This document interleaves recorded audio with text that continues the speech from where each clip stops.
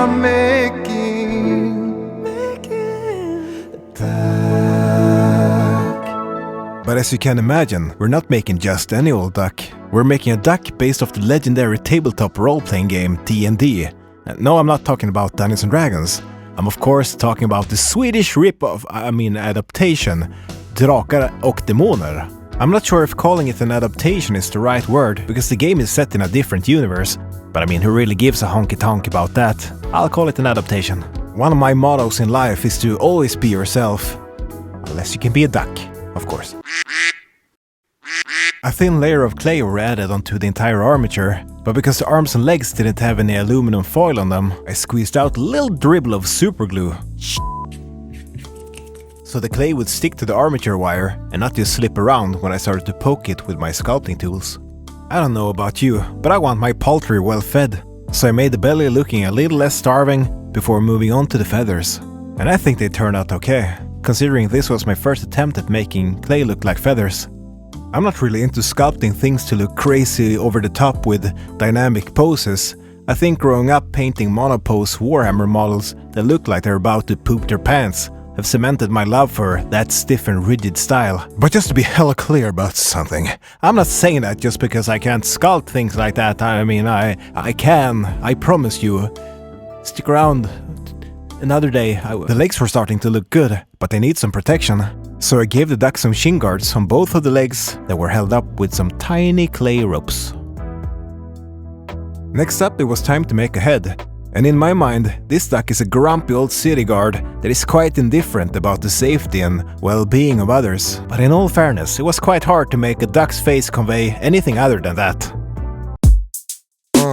On top of the head of our grumpy old duck, a helmet won't be out of place. So I'll drag a knife from the edge of a coin and I'll cut out a circle of clay. Then onto that circle I'll place a ball cause the circle was looking too flat. And some other details were added, and then we were done with the duck's kettle hat. Okay. Then it was just a question of adding it to the head, and then it was done. There are a lot of different ways to sculpt chainmail, and I decided to do it in a way that looks really good. From across the room, I made some ragtaggedy looking sleeves all the way down to the elbows to cover up the arms, before I shifted my focus onto the armor. The idea was to make a medieval looking leather armor that stretches down to the hips on both sides. And of course, in true Donald Duck fashion, I wasn't even close at sculpting pants. I wouldn't dream of covering up those legs. A belt was added around the waist that I gave some rough texture before poking some details onto the armor. First, a thin line was added all across the edge to create the border. And then I gave the armor about 200 small rhombuses. And oh boy, it took me a hot minute to do that. But I'm really happy about the way it turned out. I was nowhere done chainmailing. No, the head would also get a fair share of tiny links of iron to complete the hood that would start from underneath the helmet and stretch down to the shoulders. As if protecting a city wasn't weight enough on our duck's shoulders. It ain't easy sometimes. Then I made some hands. The left hand would be holding onto a shield and therefore hardly even be visible, while the right hand would be holding onto a spear. I rolled the bronze pinning rod into some clay to make the shaft of the spear, then reshaping the tip to make it look a bit more pointy, as well as adding some other details to finish it up. The process of making a shield was really simple. I just rolled a ball of clay really thin and flat, and then the shield was done. No, it's a joke, come on, I'm kidding, No, of course, the shield was not done by just rolling out the ball of clay. There were still some details to add, and I really liked the look of those old medieval round shields that have metal balls attached to them, so that's what I tried to sculpt. Then the sculpting was done, and it was time for the duck to head into the oven for 30 minutes. A quick prayer that the clay doesn't crack in the oven? Now we're good to go. Fortunately, my prayers were answered, and then it was time to make a base. I cut out the 10 by 10 centimeter square from a larger piece of XPS foam before roughing up the sides a bit with a rock that I found where you find rocks. In my shoe. Because our duck is a grumpy old city guard, he will be standing on a cobblestone street, so I took my trusty old knife and I cut out a whole bunch of really small XPS foam pieces. But of course, that wasn't enough. We still had to reshape them to look a bit more like rock. Using some PVA glue, I attached the rocks in 9 rows of 9, and then the base was pretty much done, and it was time to paint. I painted each part of the duck with an individual base color before adding any finer details. I feel like it's easier to figure out if you're heading in the right direction with the color selection if you're doing it that way. A layer of silver was dry brushed on all the metallic parts of the model. I wanted the metals to look quite old, and painting a fully covering layer of silver on the helmet in particular wouldn't have conveyed that. The feathers got dry brushed with a coat of light beige before I took a finer brush and added some highlights with an off-white color. I mixed a lighter brown color using the armor's original base coat and some white that I applied on the entire thing, and then all the rhombuses got edge highlighted to make them pop out a bit more.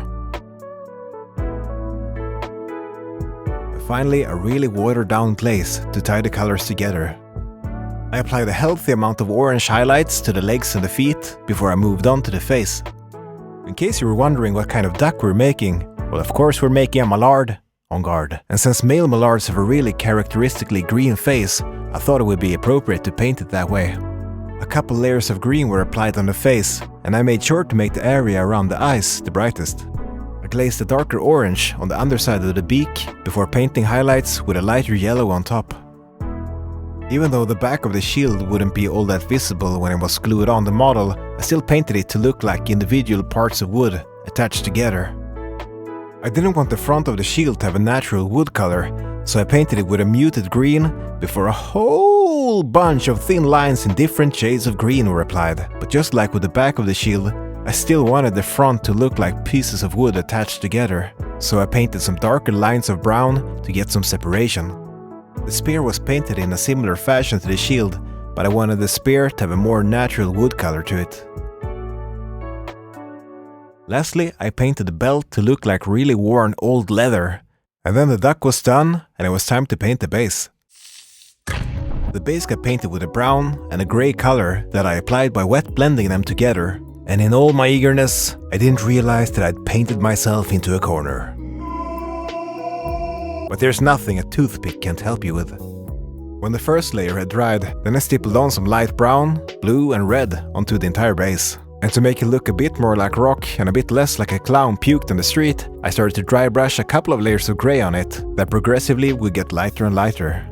And I have to say I'm quite happy about the way it turned out. If you squint your eyes just a little, it kind of looks like real rock.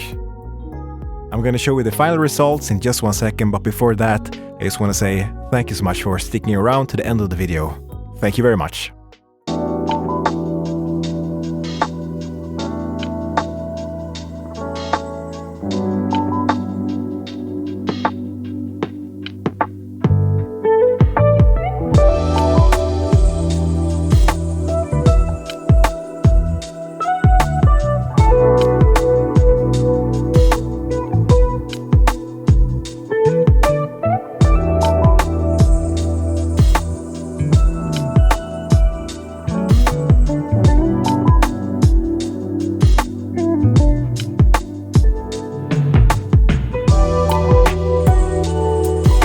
If you want to support this channel, please consider giving this video a thumbs up and perhaps subscribe if you haven't already, and I will see you again really soon. Goodbye!